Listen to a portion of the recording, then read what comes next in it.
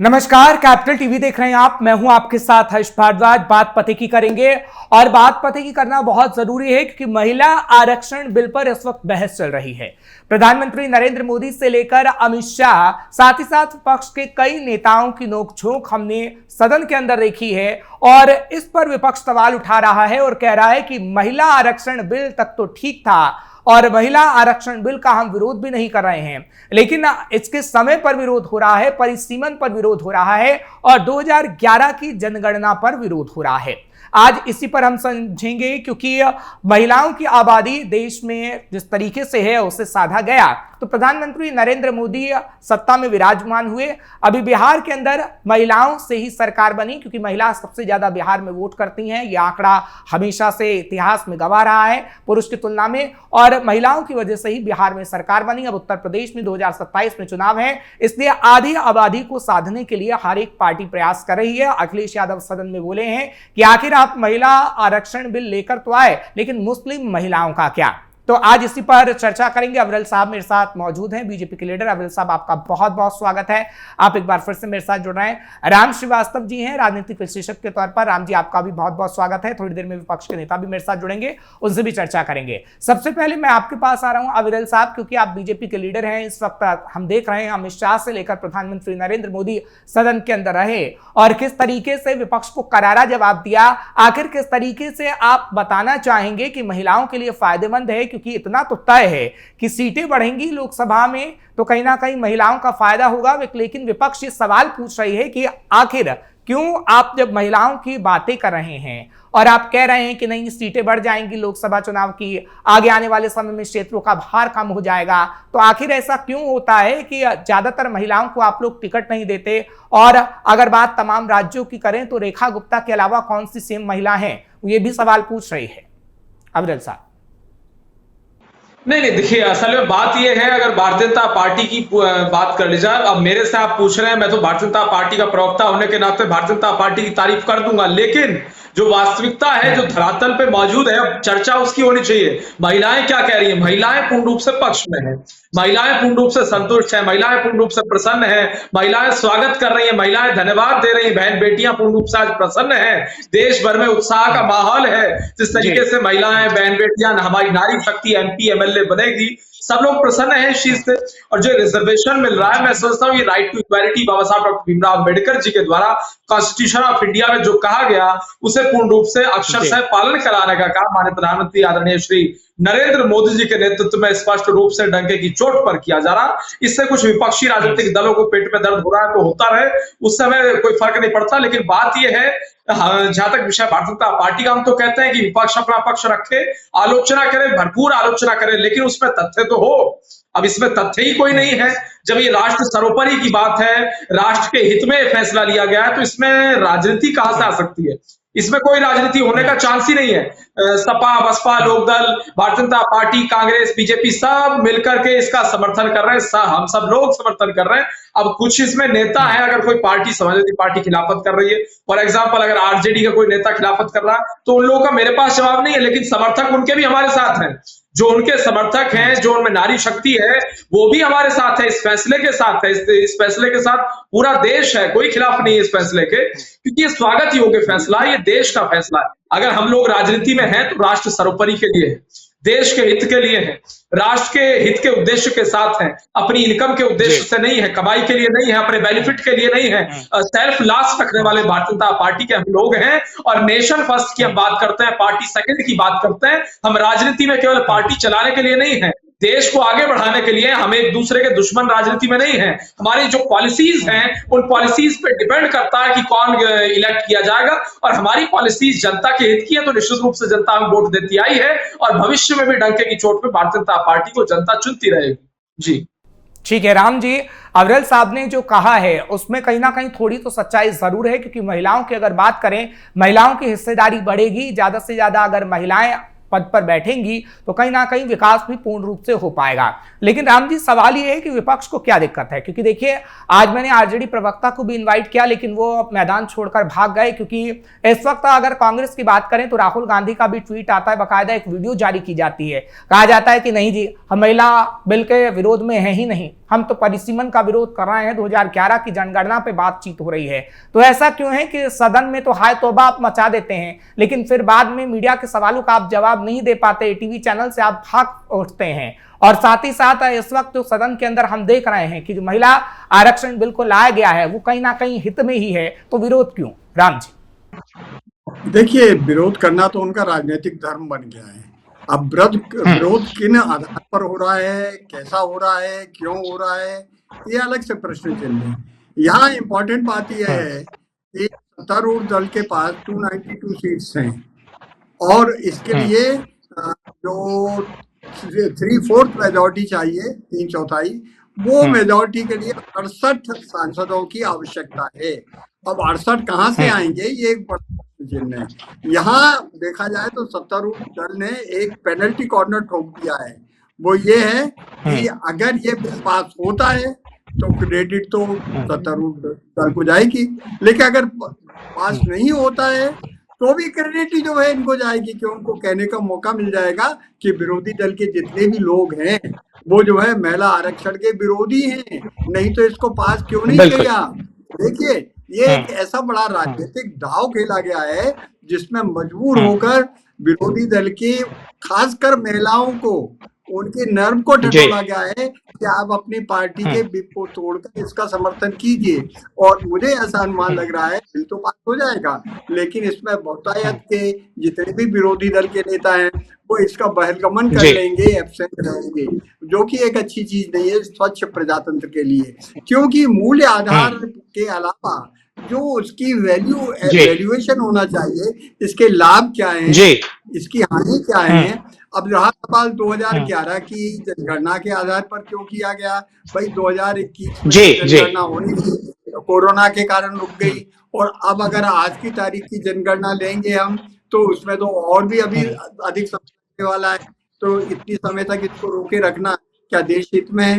लेकिन हाँ, इसका एक फायदा जरूर है कि महिलाओं का आरक्षण होने से लोकसभा में, राज्यसभा में महिलाओं की संख्या जब बढ़ जाएगी, निश्चित रूप से ये मान के चलिए इस तरह जो हुड़दंगबाजी करते हैं कुछ सांसद, माफ कीजिएगा, हुड़दंगबाजी शब्द जो है सांसदी जरूर है, लेकिन होती तो है, फाड़े जाते हैं कागज, गले मिले जाते हैं।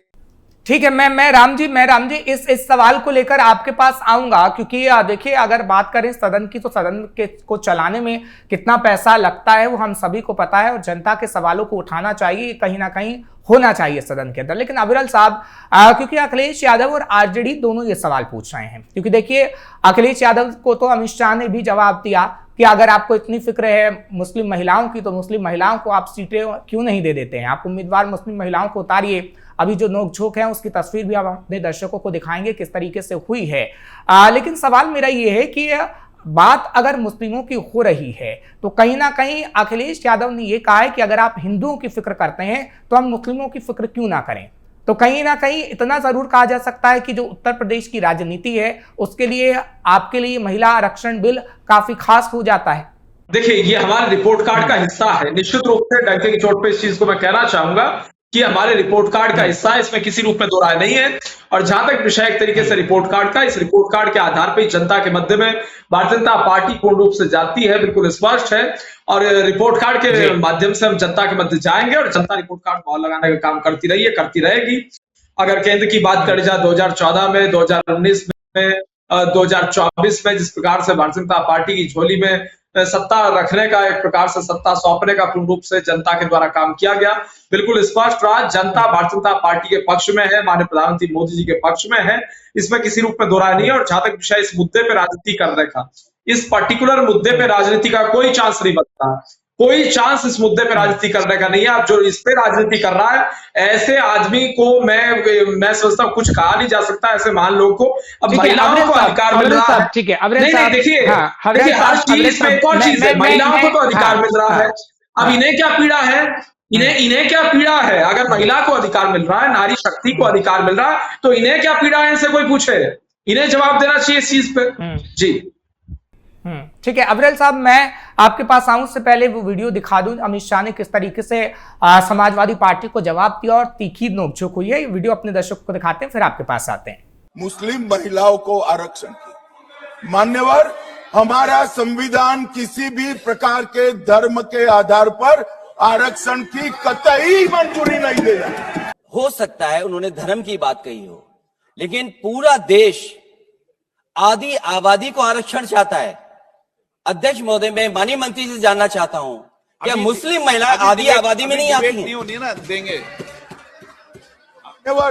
समाजवादी पार्टी सारी टिकटें मुस्लिम महिलाओं को दे दे, हमें कहां आपत्ति है? हमें कोई आपत्ति नहीं है।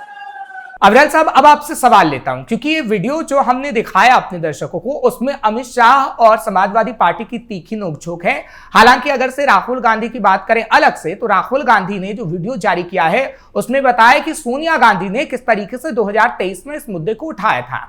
2010 का भी वो जिक्र कर रहे हैं। आपके लिए सिर्फ इतना कहा जा रहा है कि आप लोग सिर्फ क्रेडिट लेने की कोशिश कर रहे हैं। भैया, महिला आरक्षण बिल का विरोध किसने किया? कोई तो विरोध कर नहीं रहा। हम तो टाइमिंग की बात कर रहे हैं, हम तो बात जनगणना की कर रहे हैं, लेकिन ना कहीं नहीं, 60 साल किसकी सरकार रही, सवाल तो ये बनता है। और जिनकी 60 साल सरकार रही, उन्होंने 60 साल में क्या किया, सवाल ये भी बनता है। लेकिन उस चीज में ना जाते हुए आज जो हुआ है उसका जश्न अगर ये लोग मनाए, तो वो इनकी सारी जो पुराने इनके राज हैं वो छुप सकते हैं, समाप्त हो सकते हैं। लेकिन समस्या ये है, ये अपने आप ही इस प्रकार की हरकतों को अंजाम दे रहे हैं, इस प्रकार के कार्यों को अंजाम दे रहे हैं कि सवाल तो इन पे उठेंगे उल्टे।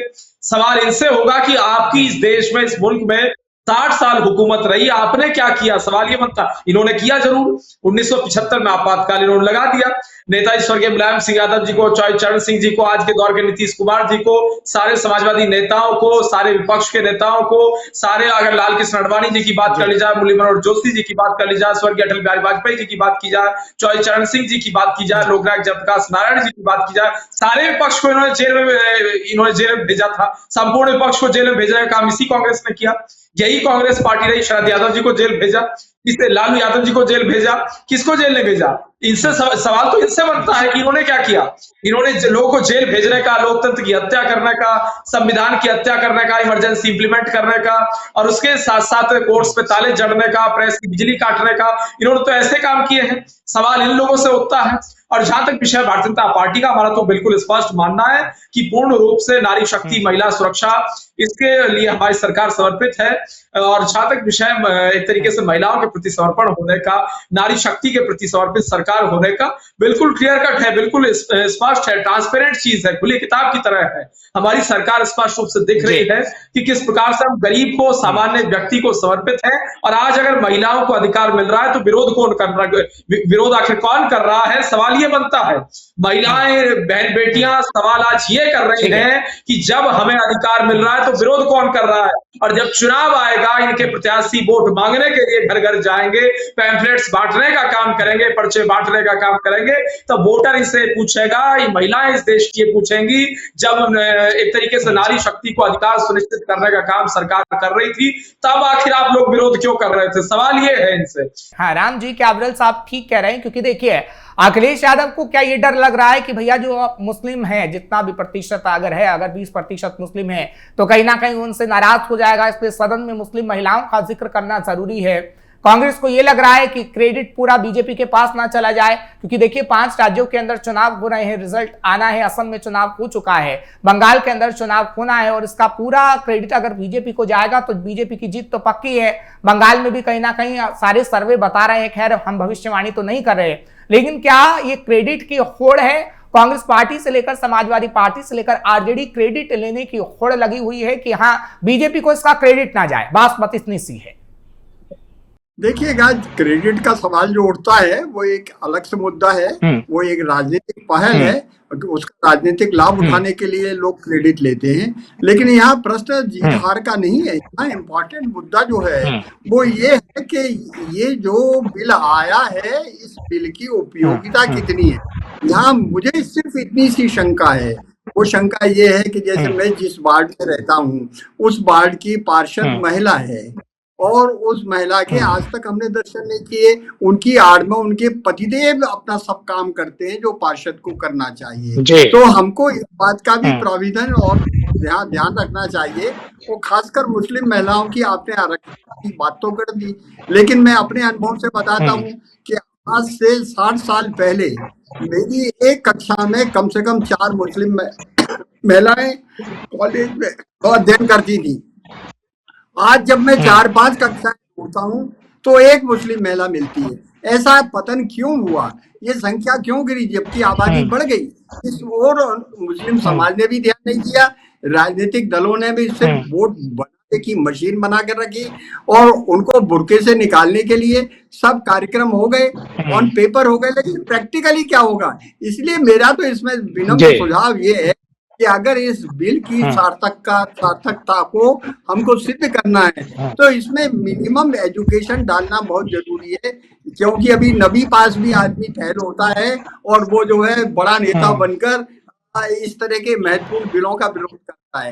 महत्वपूर्ण तो बात यह है कि कम से कम ग्रेजुएशन होना लाजमी है और दुनिया के करीब नहीं राम जी, 9वीं फेल नेता के प्रवक्ता को हमने इनवाइट किया था, राजू बेटा साहब उनका नाम है, इनवाइट भी किया था बाकायदा, लेकिन वो आए नहीं। सवाल तो यही है ना कि विपक्षी पार्टी जो करती है सड़क पर मीडिया के सामने सिर्फ बोलने का काम करती है। अगर आज होना चाहिए था तो लोकसभा के अंदर राहुल गांधी को होना चाहिए था। ये नहीं कि राहुल गांधी सिर्फ एक वीडियो ट्वीट कर देते हैं और 5 मिनट का वीडियो बनाकर बता देते हैं कि नहीं जी हम महिला आरक्षण के विरोध में नहीं है, लेकिन ये तो कांग्रेस की तरफ से ही लाया गया था, कांग्रेस इसका समर्थन कर रही थी। आज क्यों नहीं थे लोकसभा के अंदर?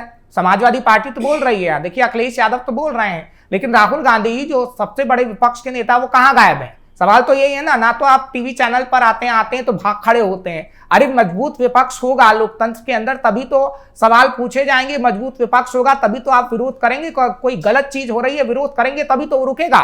सवाल ये है ना राम जी।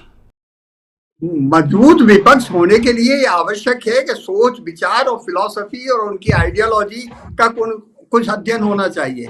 आज की तारीख में सबसे ज्यादा दुख की चीज ये है कि पूरा सोच विचार फिलॉसफी विपक्षी नेताओं की एक जगह केंद्रित हो गई है, वोट कबाड़ने की टेक्निक। और वोट कबाड़ने की टेक्निक में सबसे आसान तरीका क्या है? आप या तो पिछड़ा वर्ग को आगे उठा लो, या आप जो अल्पसंख्यक को उठा लो, मुस्लिम समाज को उठा लो, उनको भड़काओ। राजनीति जब तक चलती रहेगी, रचनात्मक जब तक नहीं होगा तब तक देश का विकास ऐसे ही झूला झूलता रहेगा। और हमको भी इस तरह लोकसभा में राज्यसभा में वो दृश्य देखने को मिलेंगे जो कि किसी ये समझ लीजिए नहीं। आपने ठीक कहा, विपक्षी पार्टी जब तक मजबूत नहीं होगी, अगर नादानी भरी बातें तेजस्वी यादव करेंगे, क्योंकि देखिए मृत्युंजय तिवारी का जो राम जी बयान सामने आया, मृत्युंजय तिवारी का आपको बयान बताता हूं, आप तो राजनीतिक विश्लेषक हैं और काफी वरिष्ठ हैं। मृत्युंजय तिवारी बयान देते हैं कि भैया महिलाओं के लिए हमने बड़ा काम किया और महिलाओं के लिए हमने जितना काम किया वो डिटेल भी देते हैं, लेकिन वो डिटेल कहीं ना कहीं झूठी साबित होती है, क्योंकि लालू प्रसाद यादव की सरकार तो बिहार में रही। अब समाजवादी पार्टी पर भी आते हैं, क्योंकि समाजवादी पार्टी आरक्षण की तो बात करती है लेकिन मुस्लिम महिलाओं का जिक्र कर देती है। तो अगर इन दोनों पार्टी तमाम विपक्षी पार्टियों का जिक्र करें तो विपक्षी पार्टियों का तर्क ही सही नहीं है, चाहे फिर सदन के अंदर हो या फिर बाहर हो, तो सवाल उठाएंगे तो आप तर्क देकर उठाएं ना। अगर मैं आपसे सवाल पूछ रहा हूं तो तर्क के आधार पर तर्क करूंगा आपसे और कुछ तो आधार मेरे पास होगा, लेकिन वो विपक्षी पार्टियों के पास नहीं है। सवाल तो ये है। अविरल साहब एक सवाल आपसे भी पूछता हूं, क्योंकि जो प्रोग्राम की शुरुआत में मैंने आपसे पूछा कि बीजेपी के लिए ये कहा जा रहा है कि बीजेपी ने आखिर कितनी महिलाओं को सीएम बनाने का काम किया। बीजेपी जो कह रही है कि लोकसभा की सीटें बढ़ जाएंगी, आखिर वो महिलाओं को तवज्जो बीजेपी में क्यों नहीं देती? महिलाओं के लिए योजना ला देती है, इसमें कोई दो राय नहीं है। बिहार में देखिए कितनी योजना आपने एनडीए की सरकार में लाई है। अलग अलग राज्यों की बात करें तो आपने कितनी योजना लाई है, उसमें कोई दो राय नहीं है। दिल्ली में अभी देख लीजिए। लेकिन महिलाओं को तवज्जो और महिलाओं को जगह क्यों नहीं देते? सीएम तमाम राज्यों में महिलाओं को क्यों नहीं बनाते? विपक्षी पार्टी भी सवाल पूछ रही है। अविरल साहब नहीं, कांग्रेस के कितने महिला सीएम हैं?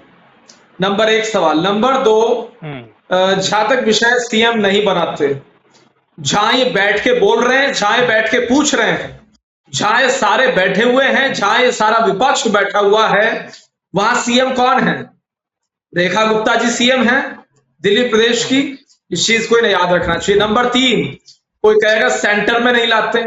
सुमित्रा महाजन जी लोकसभा स्पीकर रही, सुषमा स्वराज जी भारतीय जनता पार्टी की वरिष्ठतम नेता रही, केंद्र में विदेश मंत्री रही, दिल्ली प्रदेश की मुख्यमंत्री रही, उसके साथ साथ वरिष्ठ नेता होने के नाते जिस प्रकार से पार्टी नेतृत्व किया स्पष्ट है।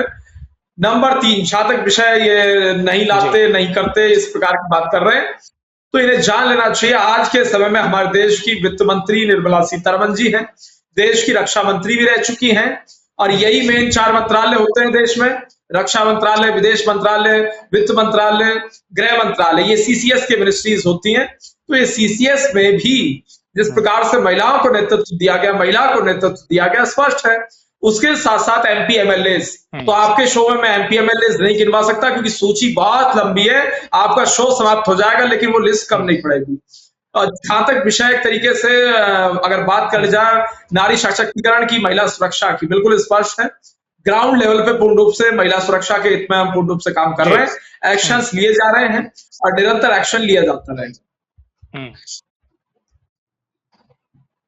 चलिए ठीक है राम जी, अविरल साहब ने जो कहा उस बात से आप समर्थन करते हैं, क्योंकि अगर मैं बांसी स्वराज की बात करूं तो उनसे मेरा बातचीत भी होना है, आगे आने वाले समय में इंटरव्यू लिया जाना है, क्योंकि अभी तो सदन के अंदर मौजूद हैं और महिला आरक्षण बिल को कल हम देखेंगे कि पास होगा या नहीं होगी, क्योंकि वोटिंग अगर होगी और वोटिंग में जितना समर्थन होगा उसके आधार पर यह बात कही जा सकती है, क्योंकि अभी सिर्फ चर्चा हो रही है और चर्चा के आधार पर हम ये बात कह रहे हैं। क्योंकि देखिए महिलाओं के लिए अगर ये आरक्षण बिल लाया गया है और जो प्रावधान हम देख रहे हैं, क्योंकि 33% आरक्षण की बात हो या फिर तमाम क्षेत्रों के भार को कम करने की बात हो, क्योंकि अगर लोकसभा में सीटें बढ़ेंगी तो जहां पर ज्यादा भार है उसको कम भी किया जा सकेगा, तो कहीं ना कहीं ये पॉजिटिव चीजें ही तो हैं, तो पॉजिटिव चीजें का समर्थन भी तो होना चाहिए। राम जी देखिए, पॉजिटिव चीजों का समर्थन होना चाहिए, इसमें दो मत नहीं, और समर्थन करने की इन सबकी इच्छा है, लेकिन उनके सामने सिर्फ एक ही कांटा अड़ा हुआ है कि अगर हमने समर्थन कर दिया, बिल पास हो गया, तो क्रेडिट कौन ले जाएगा? बीजेपी ले जाएगी,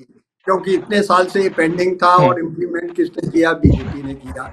ये एक तरह का अगर देखा जाए तो प्रजातांत्रिक जो वातावरण होता है उसका एक नेगेटिव पॉइंट है कि क्रेडिट से हमको अपने आप को नहीं जोड़ना चाहिए, बल्कि अच्छा को अच्छा कहना चाहिए, खराब को खराब कहना चाहिए, और खराब अगर कोई चीज है उसको अच्छा किया जा सकता है तो उसके पॉजिटिव सजेशन देना चाहिए। ये विपक्षी दल की खास भूमिका होती है, लेकिन आजकल विपक्षी दल के नेता जो कुछ भी बोल रहे हैं उनमें से अधिकांश वो हैं जो चारा खा चुके हैं, और चारा खाने के बाद दिमाग में क्या असर होगा आप और हम सब अच्छी तरह जानते हैं। ऐसे लोग बोल रहे हैं, हालांकि यहाँ मैं आपको स्पष्ट कर दूं कि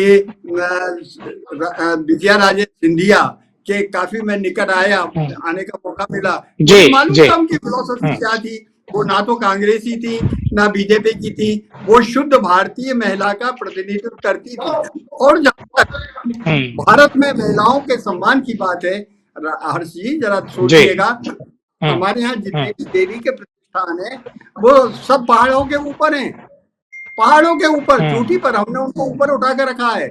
शंकर भगवान जो इतने ताकतवर हैं उनको गुफाओं में जमीन के भीतर रखा है। ऐसा क्यों? इसलिए कि हमारी मानसिकता है देवियों का सम्मान करना, नारी को उच्च स्थान पर लेना। नारी जो है असली में देखा जाए तो जननी है, और उस जननी जन्मभूमि स्वर्गापि गरीयसी की सम्मान करने के लिए अगर आज की तारीख में ये बिल आता है तो अगर ईमानदारी से देखा जाए तो किसी से भी पूछ लीजिए, जनता में आकर हर नागरिक से पूछ लीजिए, मैंने कई विद्यार्थियों से भी पूछा है, सब इसका स्वागत करने को तैयार है। चलिए ठीक है, सब इसका स्वागत करें, लेकिन अविरल साहब समय थोड़ा कम है, एक सवाल आपसे लेता हूं, क्योंकि अगर मुस्लिम महिलाओं का जिक्र किया जाए, क्योंकि जिस तरीके से मैंने अखिलेश यादव का नाम भी लिया है कि अखिलेश यादव बार बार ही एक सवाल कर रहे हैं कि मुस्लिम महिलाओं के लिए आरक्षण क्यों नहीं, तो आपको क्या लगता है, क्योंकि अखिलेश यादव की रणनीति मुस्लिम यानी MY फैक्टर के इर्द गिर्द घूम रही है, क्योंकि 2027 का चुनाव है और बीजेपी को इस बात के लिए टारगेट किया जा रहा है कि मुस्लिमों के लिए आप कोई काम नहीं करते हैं। अविरल साहब नहीं, देखिए, जहां तक विषय भारतीय जनता पार्टी का, हिंदू मुस्लिम सिख ईसाई जैन बौद्ध पारसी जाट गुर्जर राजपूत क्षत्रिय वैश्य सबको इक्वली हम ट्रीट करने वाले लोग हैं, और उसके साथ साथ जिस प्रकार से सवाल जवाब की बात है बिल्कुल स्पष्ट है, क्लियर कट इस चीज को जान लेना चाहिए। हम जाति, धर्म, भाषा, क्षेत्रवाद, जातिवाद, भाषावाद, इन सब चीजों से ऊपर उठ के राष्ट्र के हित में, राष्ट्र के संकल्प के तहत हम पूर्ण रूप से फैसले लेते हैं और निश्चित रूप से डंके की चोट पे फैसले लिए जाते रहे। किसी को पीड़ा होती है तो हो, लेकिन हम पूर्ण रूप से राष्ट्र को समर्पित हैं और ये हम सब देशवासी हैं, चाहे कोई भी हो, कोई किसी पार्टी का नेता हो, कोई भी व्यक्ति हो, सब देशवासी हैं। और अगर राजनीति में है तो राष्ट्र के लिए है, राष्ट्र की चिंता के लिए है। तो जब राष्ट्र के हित में कोई फैसला होता है, उस मुद्दे पे राजनीति ना करते हुए सबको साथ खड़ा होना चाहिए, एकजुट होकर खड़ा होना चाहिए, क्योंकि आखिर अंतोगत्वा सब भारतीय हैं हम लोग।